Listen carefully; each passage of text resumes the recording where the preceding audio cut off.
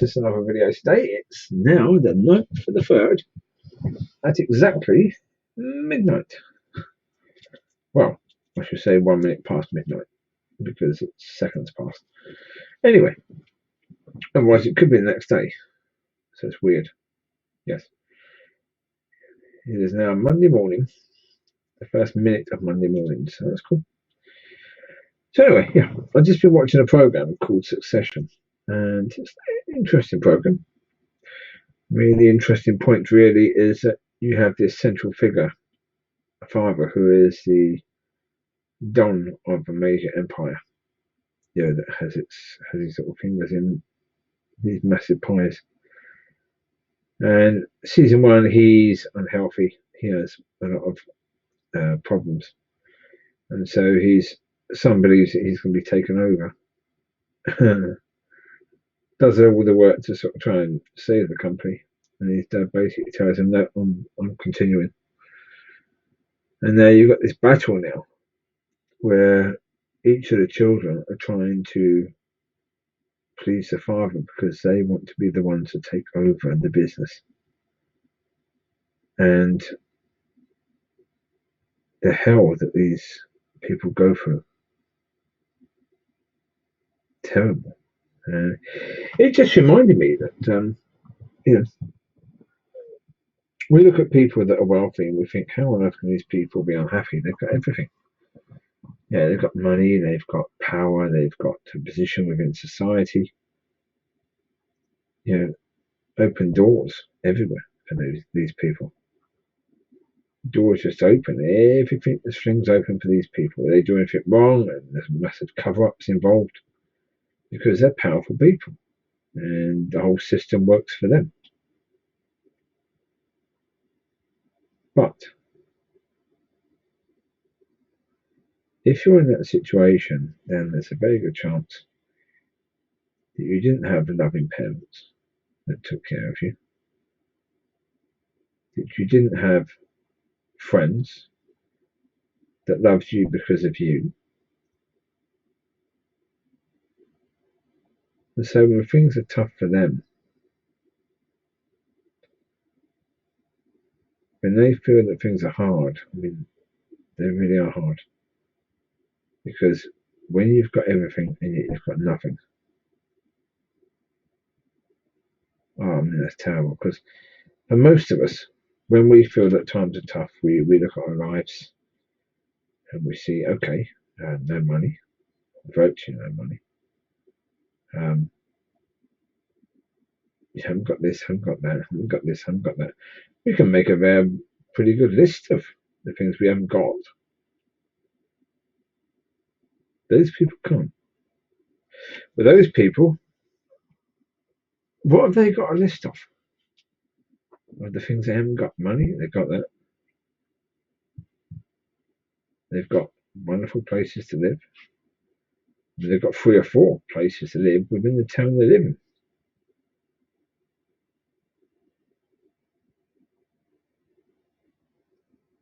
So, poof, it's a tough little situation with these people and what they got. So I don't know, as I say, you look at them and you've got to say, well, that's why Yeshua said it's much harder for these people to give up everything for the kingdom than it is to pass a camel through the eye of a needle. And I've heard, oh Jesus Christ, I've heard people say, well, a needle was a bridge, and the eye of a needle was the entranceway under the bridge. And it was quite low, so difficult to get a camel through. No, no, no, no, no, no, no, no, no. No, no, no, no, no, no, no, no, no. It may very well be that. We don't know. We don't know. I mean, it doesn't say in the Bible that it's a bridge. It doesn't say what the camel was supposed to be. So we have to simply assume that it's a camel. Pushing a camel through the eye of a needle. Now, even if you're talking about a pretty big blinking needle, it's going to be really difficult to push a camel through the eye of a needle, to say the least. As a camel is 100 times bigger than any flipping needle. So yeah, you would have a dead camel at the end of it. That's a certainty. That even you with strong imaginations, don't try and imagine what that situation would be like. Just know it would be incredibly difficult. And the reason why is because, yeah, if you have all of that, you couldn't bear losing it. Because for those people, life is tough and they don't have the excuses. And they don't imagine how tough life could be without that stuff. They could just come and ask us. We tell them. We tell them actually, to a certain degree, our lives are easier than yours. So it's easier to be without when you've never had. Of course it is. I look at family. I've never had a family. Now people say, are you envious of people that do have a family? No. No, not at all. Because I know there are a lot of bad families out there. And, you know, it's no point looking at someone with a good family and saying, well, yeah, if I'd have had a family, I'd have had what they had. Yeah. No chance. I did have a family, really, ish. And it was a bad family. But there you go. That's the way it goes, isn't it, man? That's the way it happens. Now, Christian family isn't great at the moment, but that could change. I mean, I think it will. It has to.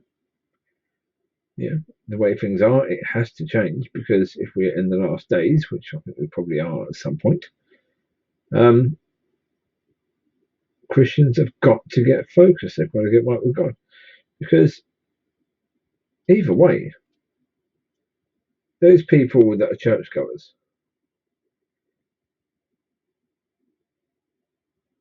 there are some that would actually get their lives right if they were shown God moving, God working. It would click with some of them, and they go, "Oh, really? That's what we're supposed to do." Okay. So I repent of all that, and I give my life properly to God. Blah blah blah blah blah, and I'll work on it. Yeah. Now there are many others that won't. And the thing of it is, if there is no move of God, if we don't get our act together, then what's going to happen is that we're going to have that time in the last days where people are going to be told that if you want to buy or sell, so if you want to eat or if you want to drink, yeah, if you want to buy anything at all, that includes food. It would include somewhere to live. It would include transportation or whatever. If you want to buy or sell, you have to have the 666. Now, with the church not really talking about the last days, not really talking about anything that's slightly negative because they don't really want to offend anyone, because they don't want anyone to leave. These people have never heard that they shouldn't have this. So they're just going to take it.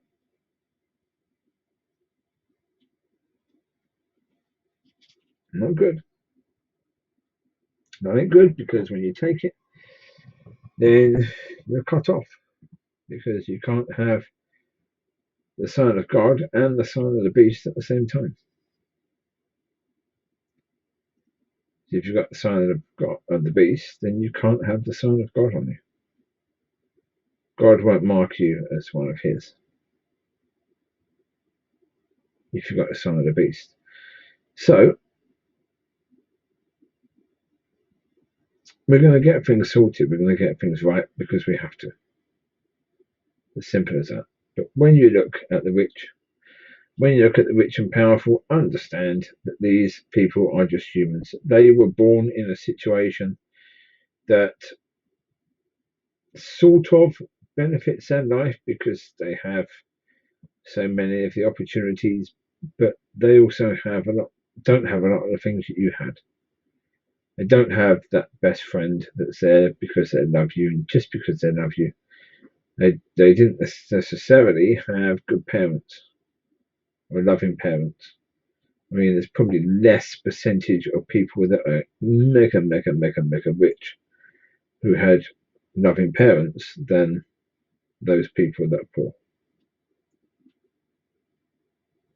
So don't be jealous of their lives, because in many respects they should be jealous of yours. Because although, yeah, life would be easier if we had some of what they have, that would be the case for them as well.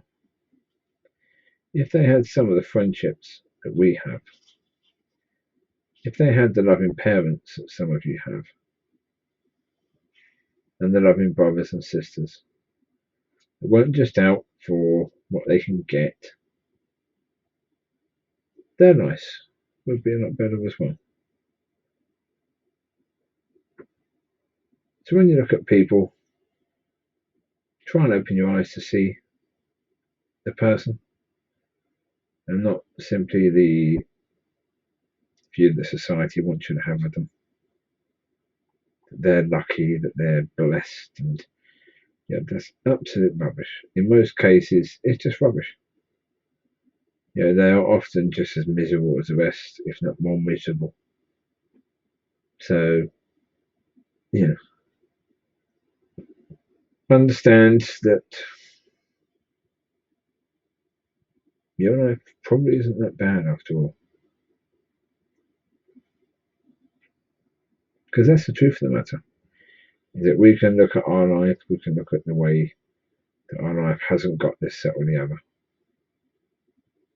But you can pay yourself to someone in Africa. We've got food, we've got housing, we've got conditions that aren't that hot. Most of us have, at least. So when it comes down to it,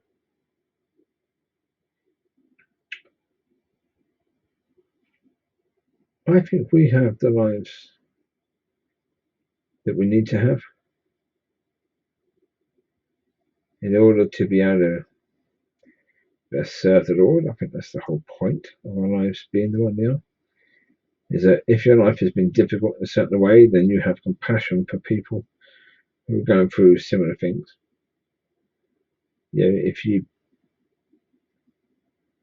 been through an addiction, or you've had parents that have been through addictions, then you have compassion for people that are going through those sort of things, because you have understanding of that. So maybe you had to go through that, or you had to witness that, for you to have that sort of compassion, so you can help people in those ways. Maybe you had to be abused, so you could help people in that way. Maybe there's lots of maybes. Thing of it is, we don't know. We don't know the particular reason why some people have a life that seems to be really blessed, some people have a life that seems to be really cursed. And at the moment, we don't really know what God's going to do about those things. But we have a hope. We have a hope that God's going to sort them both out. Yeah, even the blessed people who have been blessed in life, apparently, according to the view of society, they still need God. Otherwise, they're going to have eternity in hell. So, whatever the minor blessing they've had in life is not really going to be worth it, is it? So, yeah.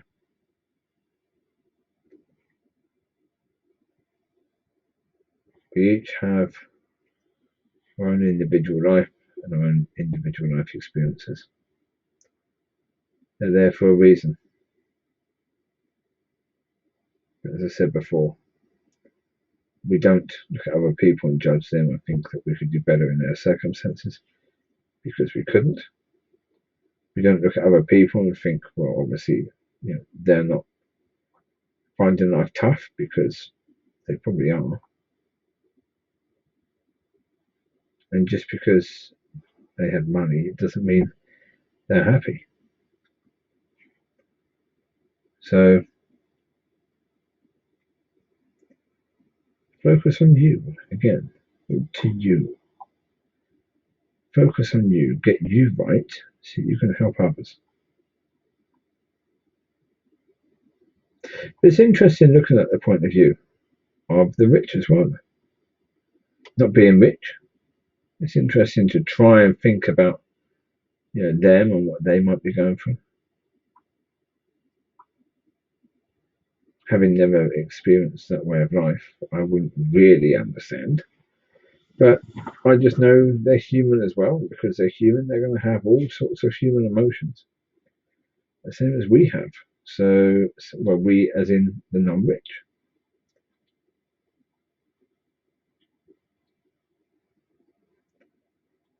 Anyway, that was just a little wondering. I thought that was an interesting point that would be worth questioning.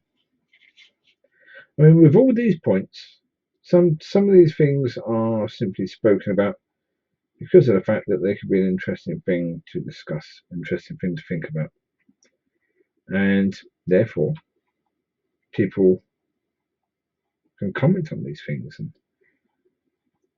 if you have any knowledge of these sort of people and what they go through, then share that, share what you want to share. You take care. I will speak to you soon. God bless you and have a wonderful week. Take care. God bless, brothers and sisters. Enjoy and have a fantastic week. And I'll speak to you when I do it about whatever I do. Okay, bye bye.